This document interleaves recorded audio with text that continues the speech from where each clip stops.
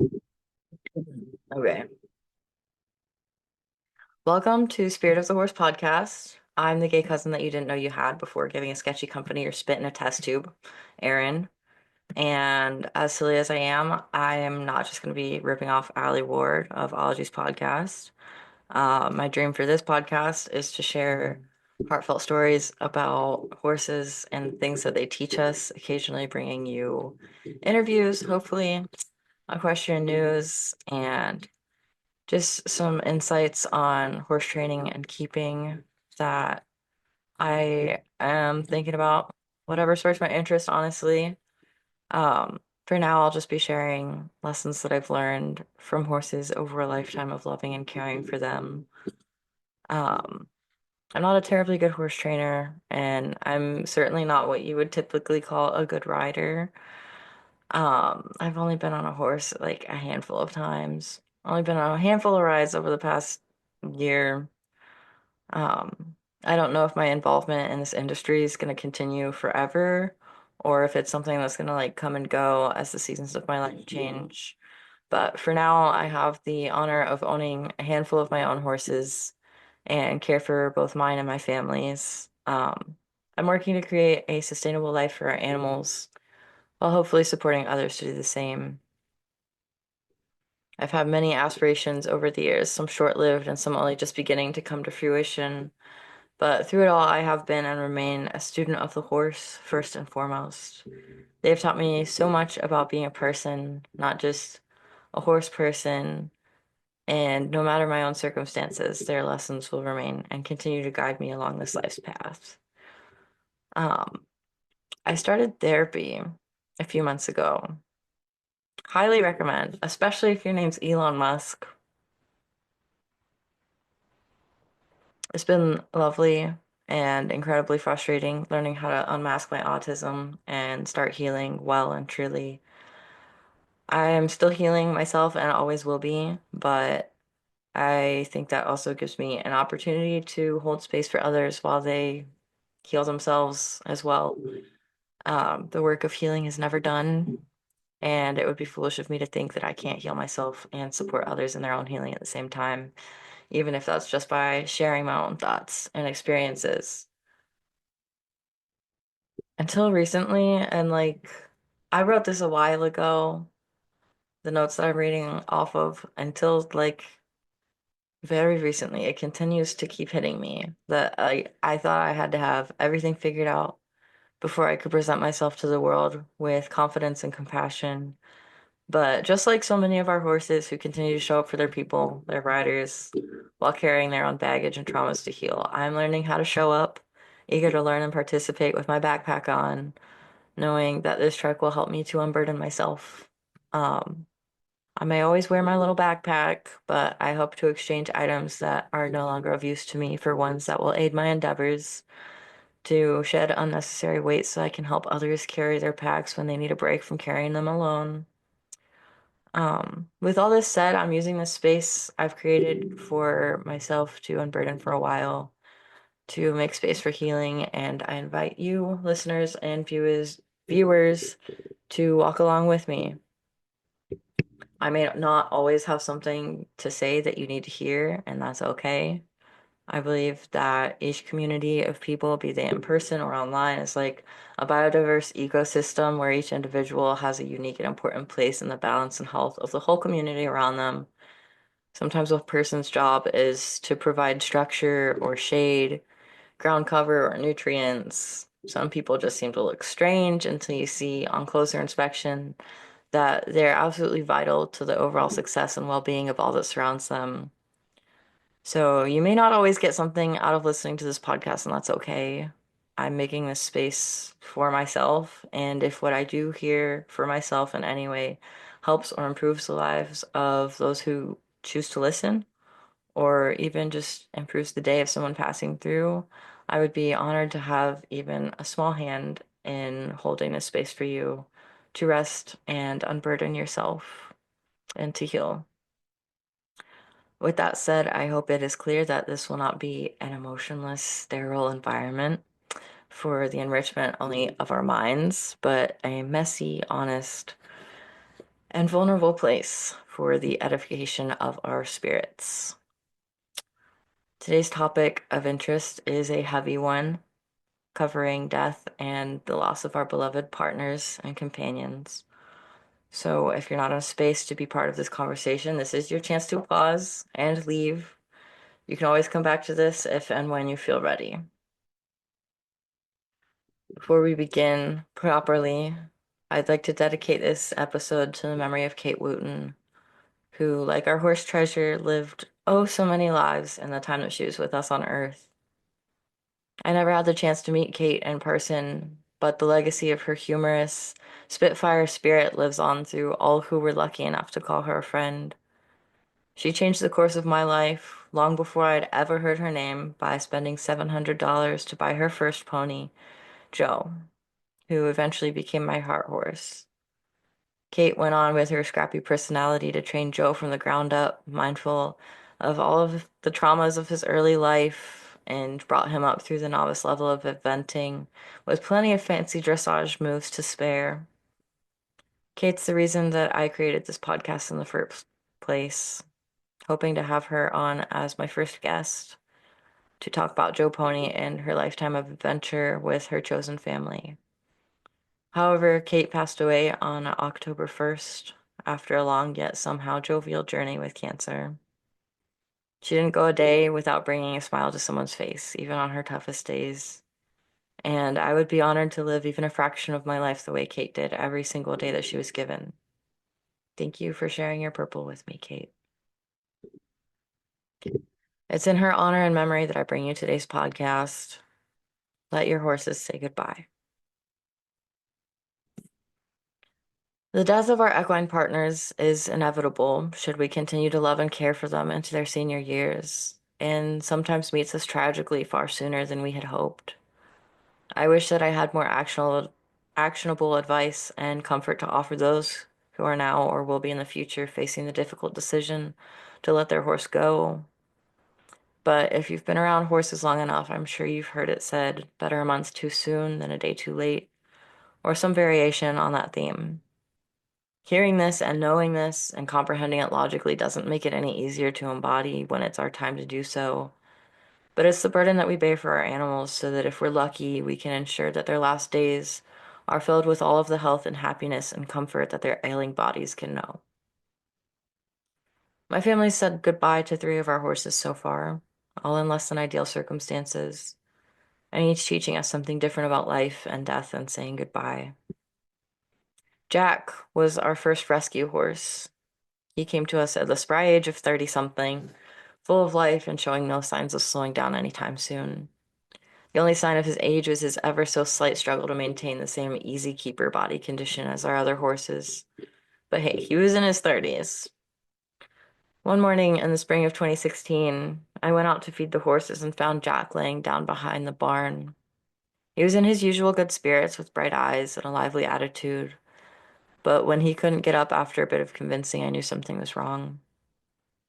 I stayed at his side as my mom called the vet, and after a brief examination of his condition, it was clear he was in organ failure. We could try to get him up and at him, but it would only be a matter of time before he'd be down again and unable to get back up, even with help. So we said goodbye. The few horses that we had at the time came to check on him, wondering why he wasn't responsive. And then they did something I wasn't expecting. They sniffed at him and acknowledged his body, and then wandered off to continue their busy day of grazing. Life goes on. And so we did.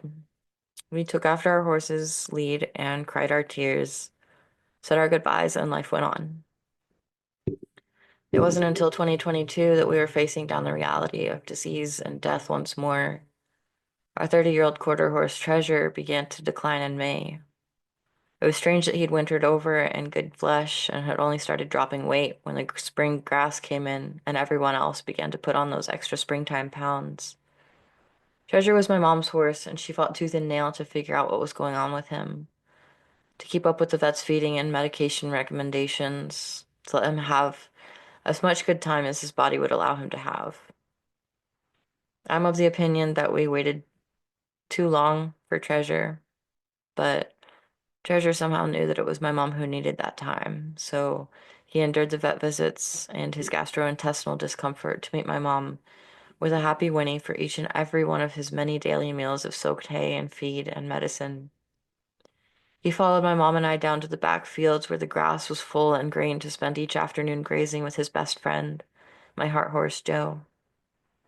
My mom got 6 more months with Treasure after that initial vet visit in May. He spent his last days doing everything an old horse who'd lived many lives in his 30 years could want to do. After looking at the weather forecast for the last sunny, beautiful day of that year, my mom asked if I would be okay with the vet coming out on my birthday. Of course, Treasure's health struggles and passing taught us both something. I believe my mom's now also of the opinion that a day, a week, a month too early is preferable to holding on for too long. And I learned that despite knowing better, despite all of the advising in the world, it is so damn hard for us to let go and say goodbye before we feel ready. Especially when that goodbye is to a literal golden treasure on earth. In January of last year, just after New Year's, I went outside and was once again faced with a scene so similar to Jack's. My horse Joe was down beside the barn. He whinnied when he saw me, just like usual, only this time he wasn't approaching me with that whinny. He stayed down. It was clear he'd been rolling around in discomfort, and I feared that he was colicking again, like he had 7 years before. I got him to his feet, and I was hopeful that it could be resolved in the same manner as before. I started walking him while calling my family to get a hold of the vet and hook up the trailer. That one previous time that Joe had colicked, a portion of his colon had flipped over his intestines and needed to be either physically or chemically encouraged back into place. He got through the last one with an injection that would either resolve the issue or cause a brain aneurysm. Our vet said the latter was rare, but not an impossibility. And this time we weren't so lucky. Joe's recovery wouldn't be so simple and his ailment not so easy to resolve. We arrived at the vet that morning and he had many educated eyes and hands working to figure out what was causing his pain. It presented just like a colic, so throughout the day that's how he was treated. It wasn't until later that evening when the surgeon arrived and was asked for a fourth or fifth opinion that we understood what the issue was. The doctor said he'd only seen 2 or 3 cases like Joe's in his entire career, and the only solution was surgery. This was another big learning experience for me because previous to this, I had never considered what the recovery for such an invasive surgery would look like. But if given these options today, I would choose to say goodbye right then and there. But Joe's my heart horse. He was only 20 and had so much more life ahead of him. His 21st birthday was right around the corner, and just days previous to this, on New Year's Eve, my friend Claire had informed me while we were riding together that Kate was on hospice. We were planning to haul him to her house so they could enjoy a day of riding and romping around together just like the good old days. I, like my mom had with Treasure, needed more time. But the fates had different plans for him. Joe went into surgery around 6 p.m. that night, as big as a balloon, and once he'd been cut open, it was abundantly clear why. His intestines looked like overinflated balloon animals as the doctor examined them for disease. A few cuts here and a few more there, and they deflated to their normal size. And from there, the surgeon's hands moved meticulously over each section. A small lipoma here and a golf ball-sized one there, until nearly the very end of his intestinal tract, where the culprit was found. A strangulating lipoma the size of a baseball had wrapped around his large intestines way back up in his pelvis, cutting off blood flow and leaving very little viable tissue left to piece together, for only the smallest chance of surviving the next few days, and an even slimmer chance of fully recovering. So I made the call while he was on the table, eyes stinging with tears, and my sister sobbing alongside me. With a prognosis that bad, I couldn't let him wake up and live his last days in a stall, in pain, with needles and tubes all in him. Not for even the smallest chance that he'd make it through. I share all of this in the hopes that those of you facing similar days with your horses can know that you're not alone in your grief, and with the hope that the lessons my family and I have learned can help some of you avoid the same mistakes and ease the pain of such a difficult reality. Horses live in such a way that they don't spend time reminiscing on the past or hoping for a brighter future full of healthier days. They live in the moment, the here and the now, more than any creature I've ever known. I know that it's hard. You'll always wonder what if, but if I've learned anything from these experiences, it's that it really is better a day too early than a minute too late. Now, if you'll remember how I noticed our other horses investigating and paying their respects to Jack after his passing, I'd like to leave you with the best advice I can offer to those going through a similar loss. Let your horses say goodbye. I know it's not always possible to offer this kindness to their herd mates, but in the instances that it is, please let those horses say goodbye. They may not have known death before, but horses seem to have an innate understanding of the cycles of life and death. Being able to see and smell and touch the body of their departed companions offer those they leave behind a small kindness in the face of such loss. After Treasure's death, Joe came up to his body, wondering what had happened to his dearest friend. Joe spent a few moments with Treasure and then turned, head high and ears perked, towards the southern field where the two of them had spent Treasure's last months enjoying the best grass on the whole farm. Joe left Treasure's body behind to trot toward their field, nickering for his friend, and satisfied that Treasure's spirit had gone on, he returned to the rest of our herd with no confusion or grief. He had only to find a new place in the order of things, and within the next week he had taken position along our very first horse, Snooky, who often grazed alone, not wanting to be bothered by the silliness of our more rambunctious horses. Joe and Snooky stayed by each other's side from that day forward, so when it was Joe's time to go, we made sure he got transported back to our farm so that she could come to the same understanding that Joe had just a year and some change before. While a neighbor was kind enough to bring his backhoe over and dig a spot for Joe next to Treasure, my sister and I brought Joe's friends back to see him so they would know he wasn't going to come back to his normal place in the herd. Most of our horses saw him and understood without needing to linger.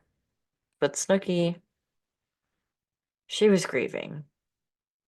Like a mare grooming after birth off of a newborn foal, Snooky stayed by Joe's side, willing him to get up and return to her. She needed time, so we gave her as much time as she needed. She came to her conclusions and eventually wandered off to join the others. At the distance she's always been more comfortable having between herself and the playful ones. As Joe was lowered into the ground, I asked him to help her make a new friend. My heart would shatter seeing her go back to the solitary horse she'd been before Joe had partnered with her. A few days later, I was watching the herd from the barn, a perfectly beautiful sunset coloring the twilight skies above. I noticed Snooky was grazing right next to my sister's horse, Princess, the two of them nose to nose, a respectable distance from the rest of the herd. With tears filling my eyes, I looked up to thank Joe, and before I could even utter a word, a shooting star with a long-lived, dazzling tail fell through the sky just above those two mares. Goodbyes will always be hard for us, so I offer only my experience in hopes that those of you saying goodbye can feel less alone. But for our horses, goodbyes are truly just another chance to say hello. So, if you're able, let your horses say goodbye. It will help them embrace their next hello with the sweetness of a knowing that only horses seem to have. We all know that shooting star wasn't for Snooky and Princess, grazing with their heads down, oblivious to the world outside of that moment together. It was for me, so that I could say goodbye to Joe, knowing that he'd be looking after those he left behind in the way only a heart horse could, knowing that he will always be guiding and continuing to teach me from the great beyond. I loved every minute I got to share with Joe Pony, and though losing him felt like being robbed of our best years together, it was his time to go. He needed to get his chariot ready to guide his first good human back to the other side, to welcome Kate home with his bright, soulful, and brilliantly joyful Winnie. I leave you now at the end of episode 0, not 1, because you've got to say goodbye before saying hello. I will leave you with some homework. Um, I was going to talk sing through all of Elton John's version of Can You Feel the Love Tonight? But instead of busting your eardrums, I triple dog dare you to go listen to that song and just let the lyrics seep into your bones until the music fuses with your soul. Um, that is all for episode 0. Thank you for listening. Please like and follow and share all that good stuff. If you enjoyed this or would like to see more from me, um, I'll see you again when the inspiration strikes.